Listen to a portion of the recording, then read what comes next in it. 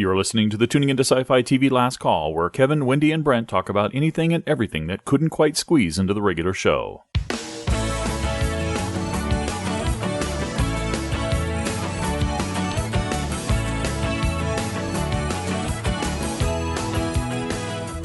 Today we talk about Jonathan Strange and Mr. Norrell, Game of Thrones, 12 Monkeys, The Last Ship, Extant, Killjoys, Dragon Con, and Lost Girl. Welcome to the show, everybody. I've got some things to cover here. We're going to first throw it over to Wendy. I just want to touch briefly on the Series 1 finale of Jonathan Strange and Mr. Norrell, because this was a show that I really found just wonderful. It had some great characters, and the finale resolves with, the title of the show has been Jonathan Strange and Mr. Norrell. The setup was that two magicians were in opposition with each other, but ultimately they were what was going to save English magic, and that all gets paid off in this episode, where Jonathan had gone to Italy, made himself crazy enough that he could absorb and do enough magic that he unleashes into this black tornado that is now dumping magic back into the world. It's also coming over to England, and everyone's terrorized. He gets back to England. Mr. Norrell is freaked out about what's happened. But finally, the two of them work together to get to Lost Hope, to the other side. They return Jonathan's wife intact. They also get Lady Pole back intact, and Stephen, who had been the African-American servant of Lord Pole. There'd been this ongoing discussion about how he was this nameless slave, and he also was going to become a king, and it always kind of sounded sort of prophetic and crazy, but that got paid off, because what happens is the two magicians work together and they actually pour all of their magic into Stephen. They also managed to destroy the gentleman, which was awesome. So there was just, it's been long enough that I don't remember a lot of the details, but the one that I really did like was when the two magicians are working together. They're holding a candle, they're working this spell, and we finally get the idiosyncratic stuff of Mr. Norrell that's funny and not annoying. You know, his obsessive love for his books. He doesn't want to lose the knowledge that's in all of his books, and to Stephen, for instance. But, of course, there's a cost. There's always a cost with magic and a consequence. So the two magicians are now stuck in Lost Hope. And there's a very beautiful moment where Jonathan is saying goodbye to his wife, who is back in the ruined house with all the broken mirrors in Italy. And, hopefully if there is another sequel series to this, it would be about sort of connecting the two sides, if that's even possible. I don't know. But it was a really good wrap up to this story, and I really, really liked it. I would certainly recommend it. Yeah, it was a good ending, and if I'm not mistaken, the BBC indicated this was a mini-series. I'm not planning on bringing it back for any more, but I also would recommend it. I mean, it's a action-packed, characteristic, if you want to call it that, and well-paced program, and it's a short number of episodes, and it's a lot of fun. That's good. I've heard a lot of other folks mention they've enjoyed it, so glad to hear it. The other thing I wanted to mention is for the bonus shows for Game of Thrones. We have a poll. Check the blog if you are interested in us talk about rewatching season 1. We're on the fence, so we're looking for input. And also, I've mentioned many times that I'm a big Patrick Stewart fan. There's a really cool trailer for his show that's coming to Starz called Blunt Talk that I encourage people to check out. It's not genre, but it looks very funny. I'll have to check it out. Anything with Sir Pat Stew, as you refer to him, and I guess that's his Twitter handle or whatever, is something I'll probably enjoy, so I'll definitely check it out. Yeah, sounds interesting. Boy, he's got a lot of folks like you, Wendy, who just eat up anything he posts out there. He's hilarious. He's just wonderful. He just seems like a genuinely nice, kind, funny person, which is what I've experienced when I've met him in person, too. The last link I've got is to 12 Monkeys cast from San Diego Comic-Con. This one slipped through the cracks, but it's previewing what's coming in season 2. And I know this is probably off a lot of folks' radar, but it was nice to hear them talking about some things. No, that is cool because that was a surprise for me. I mean, we talked about 12 Monkeys before it aired about how can they turn this movie into a series. And then as it aired, we progressively got more enjoyment out of it and thought it would gotten better and better. And I really liked the way it ended, the dramatic cliffhanger-y way it kind of ended. And so I'm looking forward to season 2 as well. Yeah, and this is a ton of good stuff in this link, folks. I mean, you're talking about the behind-the-scenes, questions with the actors and the showrunners. So you got several minutes of video on each of them. So that's a ton of stuff here. Yep, it'll remind you why that show is good. And that's it for me. Awesome, thank you. And let's see what Brent has. Yeah, I got a couple of shows I just wanted to briefly mention. One is The Last Ship. I like what they're doing. I was a little concerned about what they would do with this man who was in the cabinet who the terrorists, the enemy, had propped up as the new president of the United States, and what our ship would do and what dilemma they would be faced with. And I like the way the last 2 episodes played out. The first episode, they basically said, okay, whether this guy is the actual president or not, he is a member of the cabinet and the government, and he is, looks like he might be under duress. We're gonna rescue him. We're gonna take him from these guys so that they can't use him as a puppet. And so they have that great action-y sort of escape where they take him out, and I thought that was very well done, very well executed. In the second episode, it's very much a bottle episode, and at first I was like, oh, come on, I want a little more action. But then I started really getting into it, into the character drama that was playing out, and I was actually kind of empathizing a bit with the different characters and their positions, and when the president, essentially the secretary, is telling the story to the captain, finally breaks down and says, what he had to do, and how, him breaking the rules and bringing his son in to the camp is actually what caused everybody in the camp to die, including his wife and daughters, and how his wife had begged him to not make the girls suffer and to end their misery early, and he actually went and smothered them, and one of them woke up and was fighting him, and he was, as he's telling the story about how her last memory is her father killing her. And you see the captain actually, very sincerely, as a character, shedding a tear, crying as he's hearing him talk about this sort of stuff, and the bonding between those two, and seeming to get over the hump, and him, the secretary / president, definitely president by the end. They've acknowledged that, and they're treating him as president. Coming together, coming onto the same side as the ship, and realizing that their objective is not to do what the terrorists want to do, which is take all the people who are naturally immune and build a new world order, which is what he initially wanted to do because he was so lost and he found a cause. But he wants to preserve what he's always believed in, which is freedom, and liberty, and rebuilding the United States, and all of this sort of stuff. So he came back on board, and I like how he told the captain, thank you for not giving up on me. And so forth, and at the end where they're building him his little office on the ship, and actually painting the seal of the president, and so forth, and the captain's salute at the end, and so forth. One thing it did remind me of, from a genre standpoint, I had to say it reminded me a bit of Battlestar Galactica, where we get the secretary who comes on to become the president, and is on board the ship with Adama, and I hope there's not as much tension between the two, in the last ship, and it's much more pragmatic of a case where he's going to be the political leader, but he's going to allow the captain to do the military stuff. So we'll see.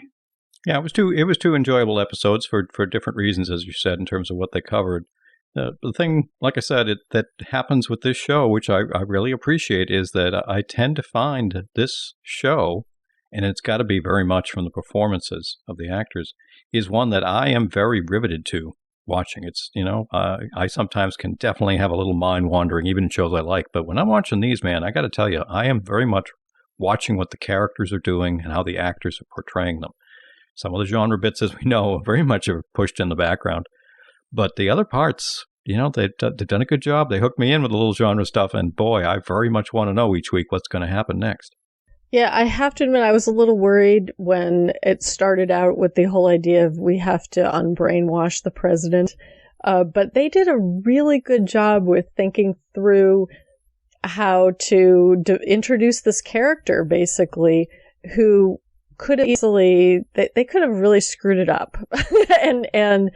So I really liked how they had Slattery come in and give the debrief, as deliberately calling to mind these people who the now president respects and admires, chipping away at this false narrative that the sub commander had given him. And I thought it was really well done how they sort of started putting all the chinks in the armor, but then you have Chandler dealing with him just as one person who's been harmed by all this stuff, and then the president finally coming clean about all these things he had to do, which are absolutely horrible for anyone to have gone through, and how they both sort of form this connection that, okay, we're going to, we're never really going to make up for what happened and what we've been through, but that's our reason to carry on and to work together. So I like that. I do think there is a BSG parallel, but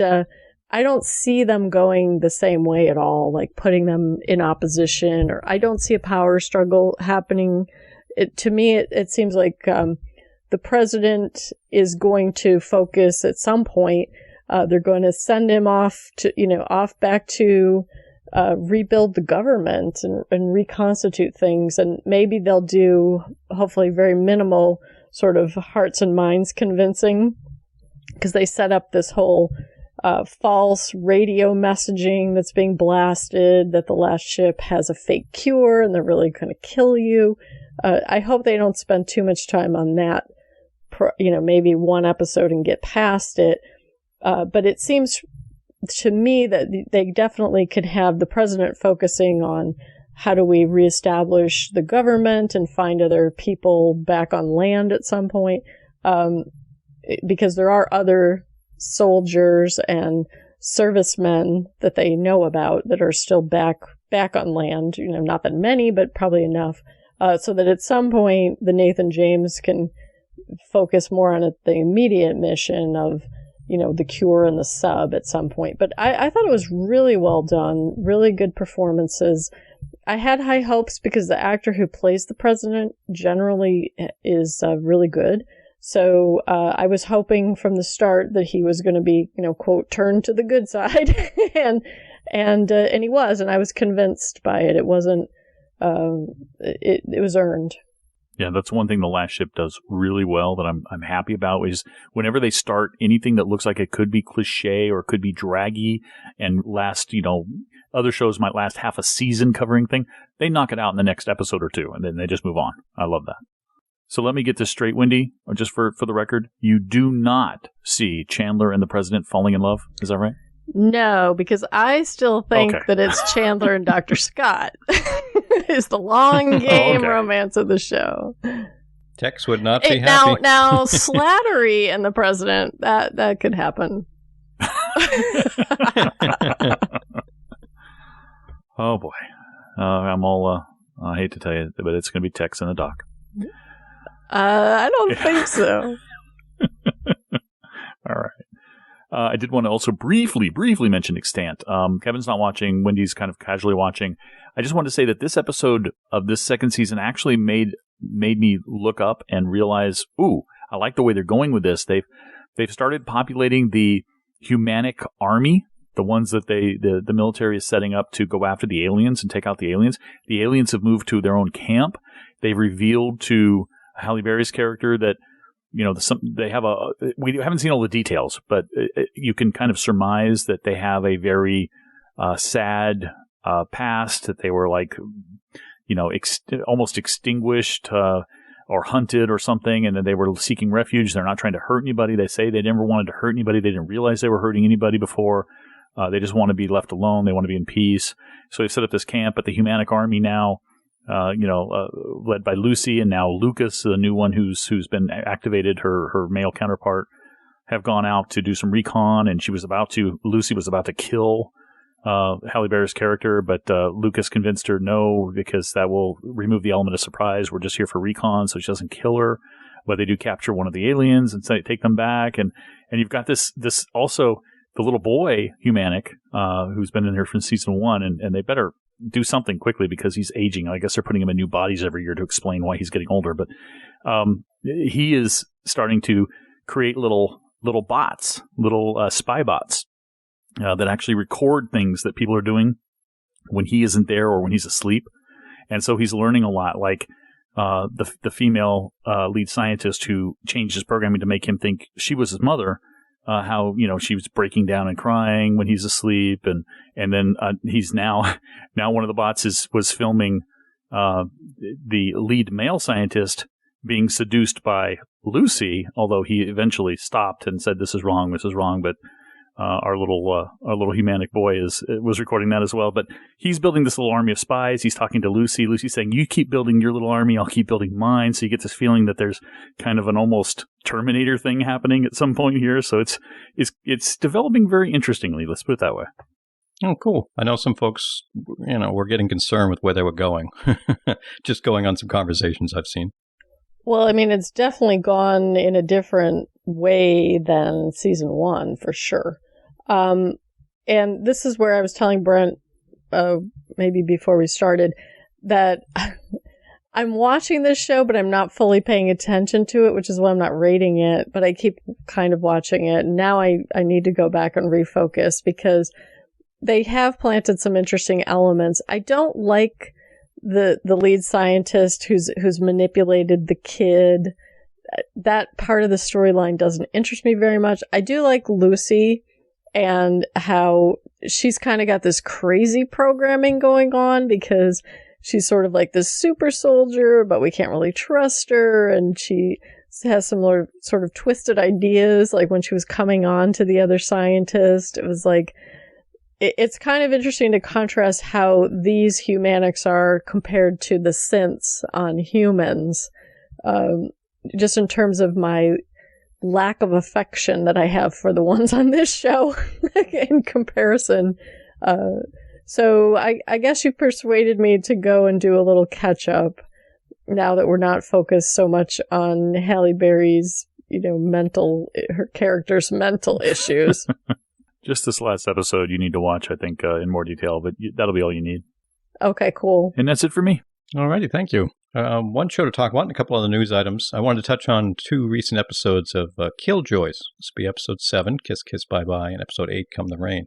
7 was very strong. I had some disturbing bits in it. I mean, if you've been watching all along, you realize that Dutch and Davin have been on the verge of getting together, despite Johnny's concern, obviously, being a small 3-person team, and they finally do here, which, was okay. It was fine. It might have played. It wasn't poorly done or anything like that for me, so I was glad they didn't drag it too much, as you'll see some shows do, and you've got a couple of lead characters and will they, won't they kind of thing.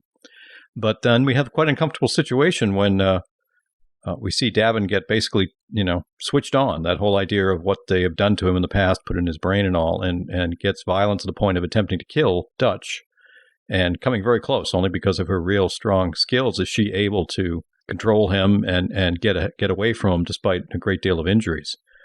Now, that makes for a very uncomfortable situation, and we got a situation very much, obviously, when a man and woman get together and then the man is beating up on her. So they took some bold steps in the way they approached it. And even, Davin stayed that killer mode, and actually a little later on when he was under, shall we say, cuffed and set up there, Johnny's trying to talk to him about what happened, and he even ends up able to get the upper hand there and stab him very severely before trying to go away. So, we get them down dealing with the character who set them up, played by Amanda Tapping. It was nice to see her here and what's in his brain. So it was some powerful stuff. It was some painful stuff to watch. I appreciated that they were willing, from a writing point of view, to bring it up here and deal with it. We saw a little more about the doctor character part of there when she found Johnny, shall we say, maybe pulling rank or using her previous connections to actually get a hospital ship to come because he was on the verge of death, by using her family name. So there's a little bit more we're going to learn there. So it was some pretty decent stuff. The 8th episode, we touched on a little bit in the ratings, kind of a bottle episode, not as strong, but still had some good bits, because I liked the fact that after what happened in the previous episode, Johnny found a way to get Dutch and Davin on the ship, and, he, without them having access to Lucy, they basically had to go through a sit down and talk out what happened situation with a little device that was a able to try to get them to answer truthfully type thing, or they couldn't proceed to get away from it. So I kind of liked that a little bit. Beyond that, it was this episode of them, or Johnny for the most part, sitting in a bar having to deal with some hostage situation. Nothing special there. But I'm still very much digging the show, very much into the characters. So I really, it's too bad it's only a 10-episode run, so we only have 2 more of these coming. Well, I haven't seen episode 8, the most recent one that you guys had rated kind of low. The one before, where we finally get the payoff of what's behind Davin's trauma, all that stuff from the military, I thought that was a good episode. It was nice to see Amanda Tapping. Sorry to see her, not have a significant part in the story, though. I don't like them hooking up Dutch and Davin. It was very well dramatized, the whole meltdown that he had afterwards. There was definitely real jeopardy and peril with him. I'm hoping that now we're done with that romance, and not having seen the most recent episode, I don't know. But there was a lot of good stuff in that particular episode. Yeah, Amanda Tapping is a bad guy. Was interesting. It was good in the big episode, the first episode, to learn more about the brother and what was going on and his programming and so forth. And then in the second episode, in the first and the second episode, we learned a little bit more about the female doctor. In the second one, we of course learned that the reason she's from a well-raised world, or whatever they call it, high-class world, and she's here on this scummy planet, and she's a doctor here and well-respected, even though she's working here, is because she's a drug addict and she killed somebody while under the influence of drugs. So her family covered that up and moved her out here and supplies her with drugs to keep her happy. Okay. The whole hookup between Dutch and the older brother, you could kind of see it was coming because we kept getting the clues, and the famous line of don't have sex with our sister, sort of the thing that was said earlier on. Yeah, and in the second one, you see that while they're not jumping back in the sack, they're not also trying to kill each other.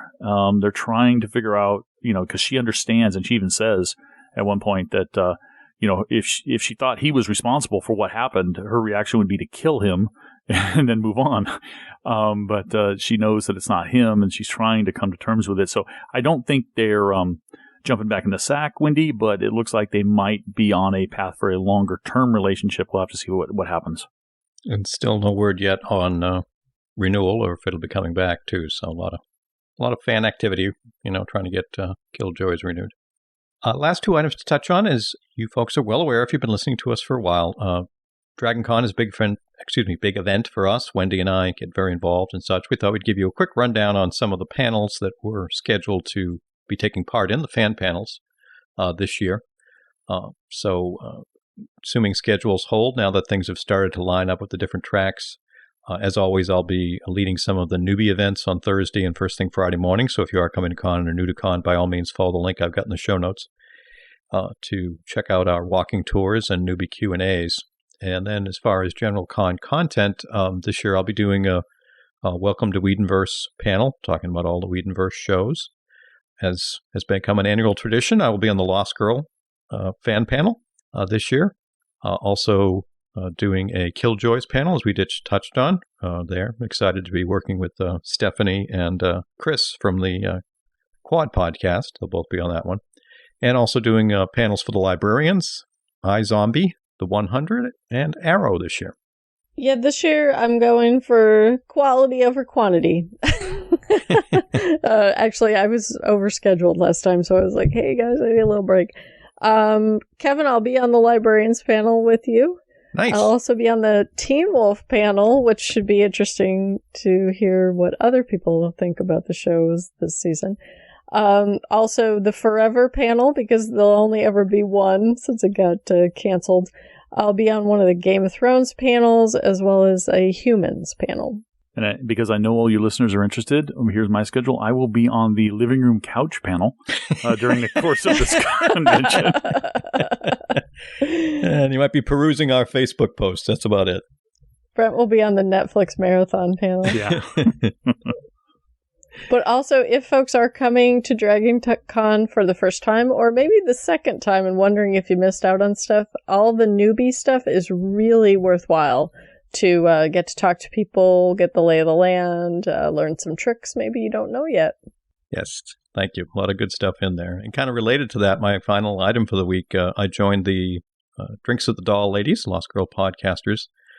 We did a live Google Hangout recently to talk about the con, give some general tips for those of you who might be new to the con. Obviously, with the announcement of Anna Silk being added as a guest a couple weeks ago, so there were 6 cast members from Lost Girl there with the final season beginning. That's obviously going to be a pretty epic situation. So a ton of folks, after Anna was announced as a guest, first time here at a con in the U.S., a lot of new folks in Lost Girl fan will be coming. So we did a live event, took some questions from folks.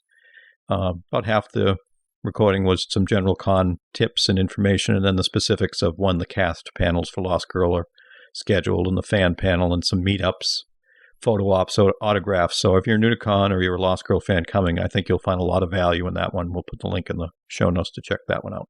Very cool. I'm not as big a fan of Lost Girl as you are, but I'm definitely looking forward to seeing the whole lineup on one panel.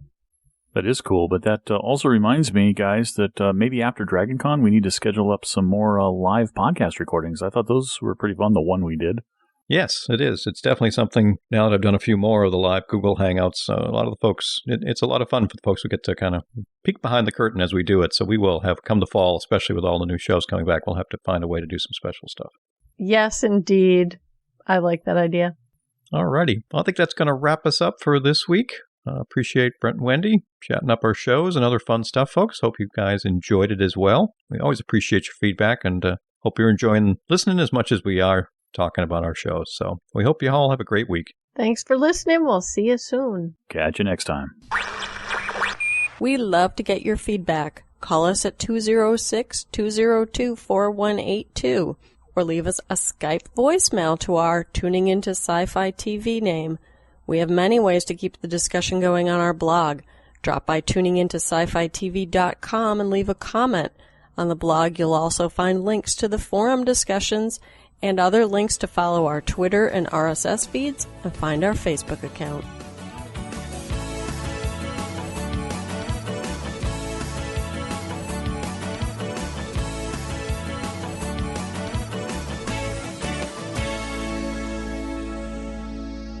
Tuning Into Sci-Fi TV was hosted by Kevin Batchelder, Wendy Hembrock, and Brent Barrett. The theme music for Tuning Into Sci-Fi TV is by Beatnik Turtle. Used with permission. Listen to Tuning Into Sci-Fi TV on Stitcher Radio on Demand. Download the free app today at Stitcher.com. You've been listening to the Tuning Into Sci-Fi TV Last Call for episode 340.